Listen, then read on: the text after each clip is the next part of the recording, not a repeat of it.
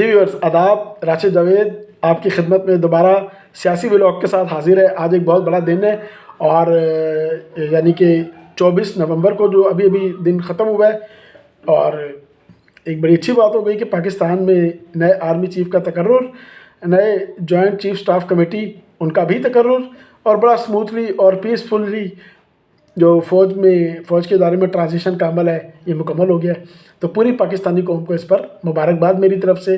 یہ بہت خوشائند بات ہے کہ کوئی اس میں بدمزگی پیدا نہیں ہوئی۔ GHQ سے اسمبلی چلی، وزارت دفاع کے پاس آئی، وزارت دفاع نے پرائم منسٹر کو بھیجی، پرائم منسٹر نے اتحادیوں کے ساتھ میٹنگ کی، اس کے بعد کیبنٹ کی میٹنگ ہوئی، اس سے اپروول لی، اور اس کے بعد نوٹیفیکیشن جو تھا وہ خیر پریزیڈنٹ نکالتے ہیں، مطلب ایڈوائس صدر کو بھیج دی۔ صدر جو ہیں وہ لاہور گئے اور لاہور انہوں نے عمران خان صاحب سے ملاقات کی۔ یہ اس پورے سین میں تھوڑے سی یعنی غیر ضروری چیز تھی، لیکن چلے کوئی بات نہیں، عمران خان کی بھی ایک طرح سے اس میں کہہ رہے ہیں کہ گڈ ول آ جاتی ہے، اٹس اوکے۔ اور صدر صاحب جیسے ہی ایوان صدر واپس آئے تو انہوں نے آ کے اس آرڈر کو نوٹیفائی کر دیا، اور اس طرح جنرل عاصم منیر جو ہیں وہ نئے چیف آف آرمی سٹاف ہیں، اور نئے جو جوائنٹ چیف سٹاف کمیٹی ہیں وہ ہیں جنرل ساحر شمشاد۔ سب سے خوشائند اور مثبت بات یہ ہوئی ہے کہ دونوں سینئر موسٹ تھے، کیونکہ ہمیشہ جب میرٹ کے خلاف تقرریاں کی جاتی ہیں، ذاتی پسند و ناپسند پہ کی جاتی ہیں، فیوریٹزم، نیپوٹزم، جہاں یہ چیزیں آ جاتی ہیں تو یاد رکھیے وہاں پہ ہمیشہ جو ڈیزرونگ آفیسرز ہوتے ہیں یا جو لسٹ میں آفیسرز ہوتے ہیں جو ان سے سینئر ہوتے ہیں، ان کے دل ہمیشہ دکھتے ہیں، ان کی فیلنگ ہمیشہ ہرٹ ہوتی ہیں کہ یار ہم کس بات کے سینئر تھے کہ آج ہمارا موقع تھا، آج سینئرٹی کے لحاظ سے یہ میرٹ پہ ہم آتے تھے، لیکن ایک جونیئر کو اوپر لا کے بنا دیا گیا ہے کیونکہ اس کے پاس سفارش تھی، اس کے پاس اپروچ تھی، یا وہ حکمرانوں کی خدمتیں کرتا رہا ہے، یا حکمرانوں کو کچھ ناجائز فیورز دیتا رہا ہے، یا آگے ان کے یعنی کہ ہر آرڈر کو، ہر حکم کو وہ کیا کہتے ہیں تعمیل اور بجا لانے کا ارادہ کر لیا، وعدہ کر آیا ان سے، اور اس لیے اس نے اپنے لیے یہ سیٹ لے لی ہے اور ہمیں ہمارے اس حق سے محروم رکھ دیا گیا۔ بہت ہی اچھی یہ نئی روایت پاکستان میں پیدا ہوئی ہے کہ سینئر موسٹ کو سینیورٹی کے اوپر اپائنٹ کیا گیا ہے۔ پوری قوم کو اس کی مبارکباد ہو۔ جنرل عاصم منیر سے اچھی امیدیں، انشاءاللہ تعالی وہ فوج کے وقار میں اضافہ کریں گے۔ جوائنٹ چیف سٹاف کمیٹی کی بھی بہت اہم ذمہ داری ہوتی ہیں۔ بیسیکلی یہ آرمی، نیوی اور ایئر فورس، یہ تینوں اداروں کے درمیان جو ہے یہ کہنے کے ہارمنی کے لیے کام کرتے ہیں، اور تینوں چیفز کے ساتھ یہ رابطے میں رہتے ہیں۔ تو بہت بہت مبارک پورے پاکستان کو ونس اگین۔ اچھا، اب اگلی چیز تھی یہ آ جاتی ہے کہ آرمی چیف جو اس وقت ہیں، جو جا رہے ہیں آؤٹ گوئنگ آرمی چیف ہیں، جنرل قمر جاوید باجوہ صاحب، انہوں نے GHQ میں کل خطاب کیا۔ اس خطاب میں انہوں نے بہت ساری باتیں کی۔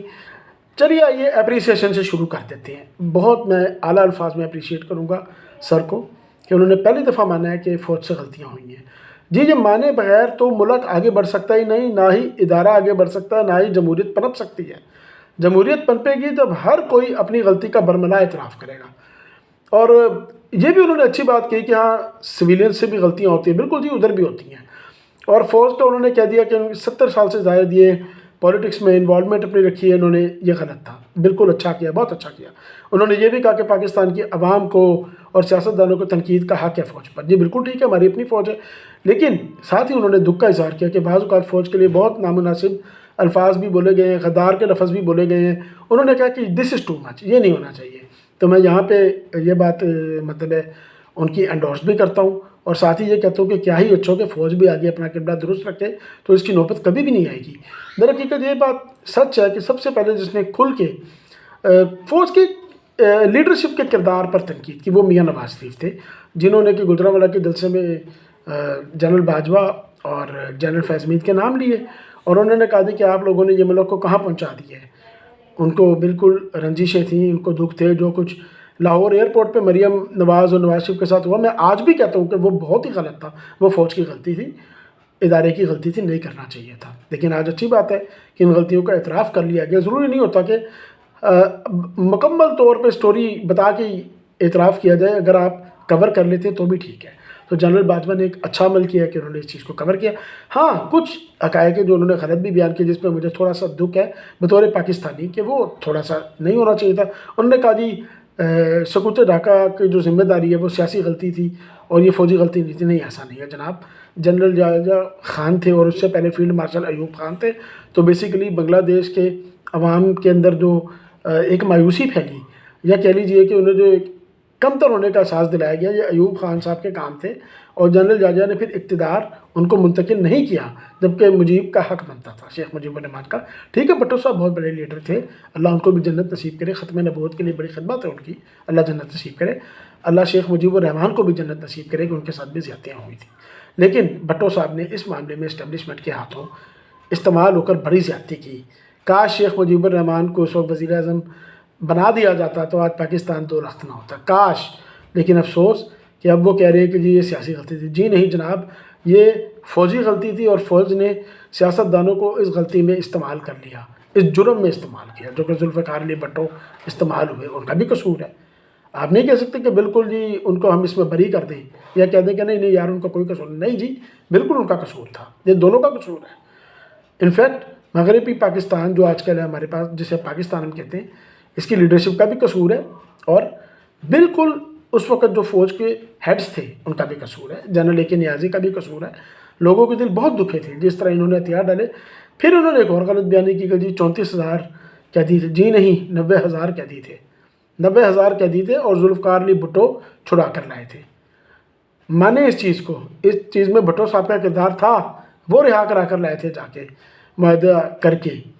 یہ سیاستدانوں کی ایک کنٹریبیوشن ہے، احسان ہے فوج کے اوپر کہ وہ آپ کے فوجیوں کو چھڑا کر رہے تھے۔ 90,000 تعداد تھی۔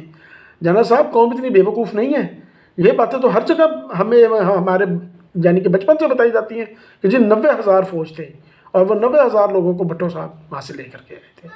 اینی وے، اب ماضی پہ جسے کہتے ہیں مٹی ڈالیں، اب ملک کو آگے بڑھنا چاہیے۔ کیا عمران خان سے کوئی اچھی امید ابھی کی جا سکتی ہے؟ چانس بہت کم ہے، بہت کم چانس ہے، اس لیے کہ فرسٹریٹڈ ہو گئے ہیں۔ اچھا یہ نہیں ہے کہ وہ کچھ خطرناک کام کرنے کے، نہیں، ان کو خطرناک کام کرنے کا کوئی موقع ہی نہیں ملے گا۔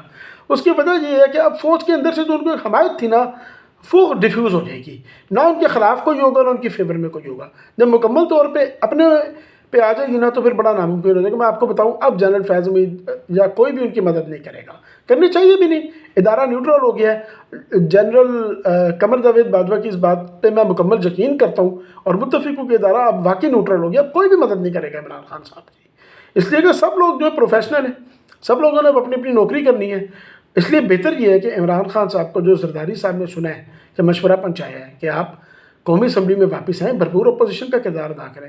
عمران خان صاحب کے لیے میرا یہ مشورہ کہ آئیے، اور اس 8-9 مہینے کا جو پیریڈ رہ گیا پیچھے، اس میں بہترین اپوزیشن کا کام کریں، آپ قانون سازی اچھی کروائیں، کوئی ملک کے لیے کوئی اچھائیاں کروائیں، کوئی بہتری کروائیں۔ معیشت کمزور ہے ملک کی، بیٹھ جائیں 2 منٹ کے لیے شہباز شریف کی گورنمنٹ کے ساتھ بھی کوئی جرم نہیں ہے، اپنے تجربات شیئر کریں، اسد عمر کو بیچ میں بٹھائیں، مل جل کے ملک کی یہ جو کشتی اس پر بھنور میں پھنسی ہوئی اس کو آگے لے کے چلیں۔